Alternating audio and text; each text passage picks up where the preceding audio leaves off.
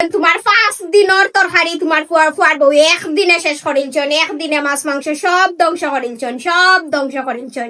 তুমি কইয়া গেছলাই রাইত কুল্লা গিয়া লতার গরুর মাংস রান্ধিতা, তাই লতার গরুর মাংস একলগে রান্ধি লাইছন। ওয়াম্মা তোমার ফুয়ার বউ সবটা ধ্বংস করিলছন। তোমার 5 দিনের তরকারি তোমার ফুয়ার বউ একদিনে শেষ করিলছন, একদিনে মাছ মাংস সব ধ্বংস করিলছন, সব ধ্বংস করিলছন। আল্লাহ আল্লাহ আল্লাহ কিতা করছে ব্যাক কলর ফুড়িও ভাই কিতা করছো?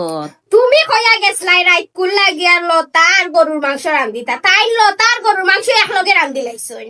ইয়াল্লা লতা দিয়া তো ইয়াল্লা গামাই কি যা তোর মা হাসা উড়ান দিলছ তুমি। কইয়া গেছলাই নানি লতার গরুর মাংস রান্ধিস গোমাই।